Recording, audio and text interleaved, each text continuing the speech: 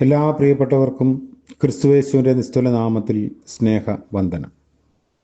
ഇന്നത്തെ നമ്മുടെ ധ്യാനത്തിനായി വിശുദ്ധ മത്തായി എഴുതിയ സുവിശേഷം 13-ാം അധ്യായം 33-ാം വാക്യം. മത്തായി 13:33. അവൻ മറ്റൊരു ഉപമ അവരോട് പറഞ്ഞു. സ്വർഗരാജ്യം പുളിച്ച മാവിനോട് സദൃശം. അത് ഒരു സ്ത്രീ എടുത്ത് 3 പറ മാവിൽ എല്ലാം പുളിച്ചു വരുവോളം അടക്കി വെച്ചു. കർത്താവിൻ്റെ പരിശുദ്ധ നാമം വാഴ്ത്തപ്പെടട്ടെ. കെയോസ് എന്നൊരു തിയറി ഫിസിക്സിൽ നമ്മൾ പഠിക്കുന്നുണ്ട്. അതായത് ശാസ്ത്രത്തിൻ്റെ നിഗമനങ്ങളിൽ ഒതുങ്ങാത്ത പ്രതിഭാസങ്ങളെയാണ് കെയോസ് എന്ന പദം സൂചിപ്പിക്കുന്നത്. ബട്ടർഫ്ലൈ ഇഫക്റ്റ് എന്ന കൗതുകമുള്ള പ്രതിഭാസം കൊണ്ടാണ് അത് സാധാരണ വിശദീകരിക്കുന്നത്. ഒരു ചിത്രശലഭത്തിൻ്റെ ചിറകടി അന്തരീക്ഷത്തിൽ ഉണ്ടാക്കുന്ന മൃദുവായ ഉലച്ചിൽ അല്ലെങ്കിൽ ശബ്ദം കുറേ കാലം കഴിഞ്ഞ് വേറൊരിടത്ത് അന്തരീക്ഷത്തെ മാറ്റിമറിക്കാവുന്ന കൊടുങ്കാറ്റായി രൂപപ്പെടാൻ സാധ്യതയുണ്ട് എന്നതാണ് അതിൻ്റെ പഠനം. ഈ ഭൂമിയിൽ അല്ലെങ്കിൽ പ്രപഞ്ചത്തിലെ എല്ലാറ്റിൻ്റെയും അകത്ത് സൃഷ്ടിക്കാനും സംഹരിക്കാനുമുള്ള സാധ്യതകളുണ്ട്. ജീവൻ നിലനിർത്തുന്ന വായുവും ജലവുമൊക്കെ പ്രാണനെ ഇല്ലാതാക്കുന്ന ഘടകങ്ങളാകുന്നത് പോലെ എല്ലാറ്റിനും ജീവിപ്പിക്കാനും ജീവൻ സംഹരിക്കാനും ഉള്ള ശക്തിയുണ്ട് എന്ന് ആ തിയറി നമ്മളെ പഠിപ്പിക്കുന്നു. മനുഷ്യന് ഏറ്റവും ഇണങ്ങുന്ന ഒരു തിയറിയാണ് കെയോസ്. കാരണം ആർക്കും നിർവചിക്കാനാവാത്ത സാധ്യതയുടെ പേരാണ് മനുഷ്യൻ. അതീവ ലാവണ്യം നിറഞ്ഞ ഒരു പ്രതീകം ഉപയോഗിച്ചുകൊണ്ടാണ് ക്രിസ്തു ആ സാധ്യതയെ വിശദീകരിക്കുന്നത്. അതിൻ്റെ പേരാണ് പുളിമാവ്. അതായത് നമുക്ക് നിർവചിക്കാനാവാത്ത പരിണാമശക്തിയുടെ പ്രതീകമാണ് പുളിമാവ്. യഹൂദന്മാർക്ക് പൊതുവെ പുളിമാവ് തിന്മയുടെ അടയാളമായിരുന്നു. പെസഹ ആചരിക്കുമ്പോൾ വീട്ടിൽ അവശേഷിക്കാനിടയുള്ള പുളിമാവിൻ്റെ ഒരു തരി പോലും കണ്ടെത്തി നശിപ്പിക്കണം എന്ന നിർദ്ദേശം അവർക്കുണ്ട്. കർത്താവ് പറയുന്നു മത്തായി 16-ാം അധ്യായത്തിൽ, പരീശന്മാരുടെയും സദൂക്യരുടെയും പുളിമാവിനെ സൂക്ഷിച്ചോൾവിൻ.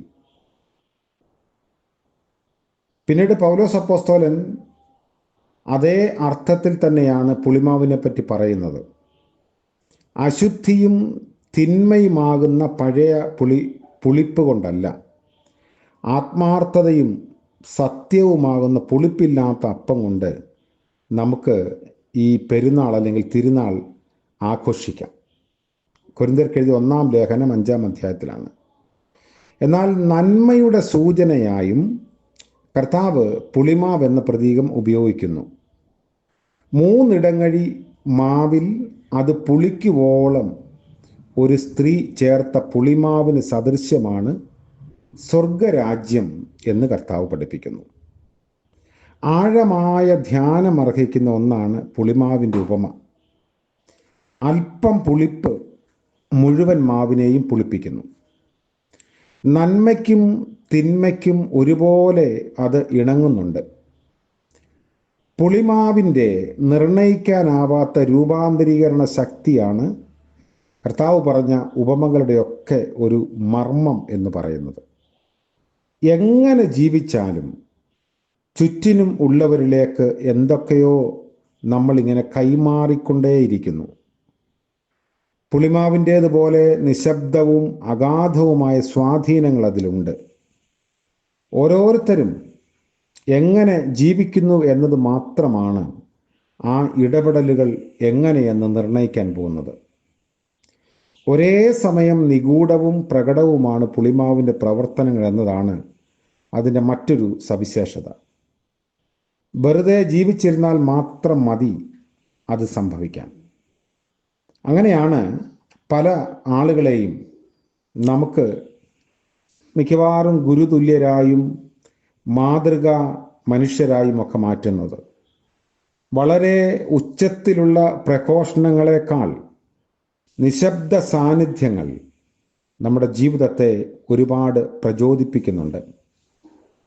നമ്മുടെ ജീവിതവും അങ്ങനെ തന്നെയാണ്.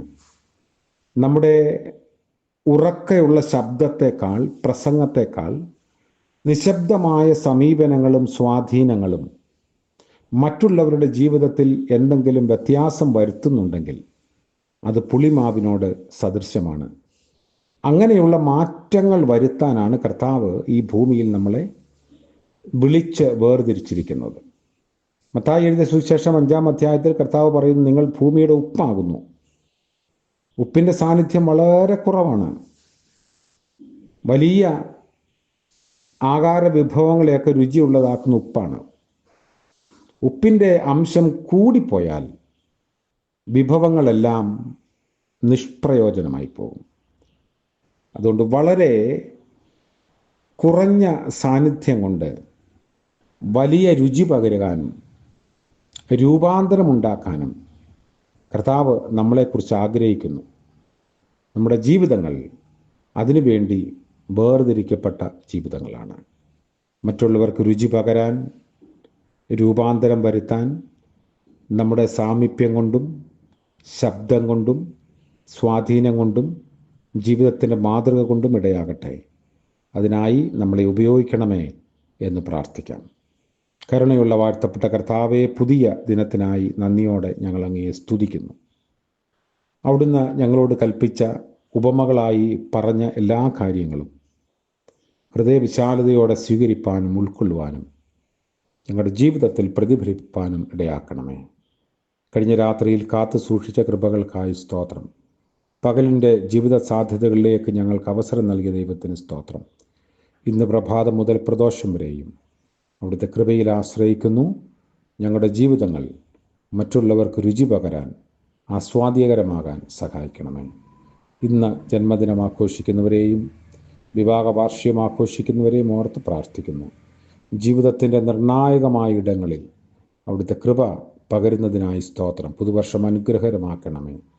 യേശു മശിഹ മൂലം പ്രാർത്ഥിക്കുന്നു. കൃപയോടെ കേൾക്കുമാറാകണമേ. ആമേൻ.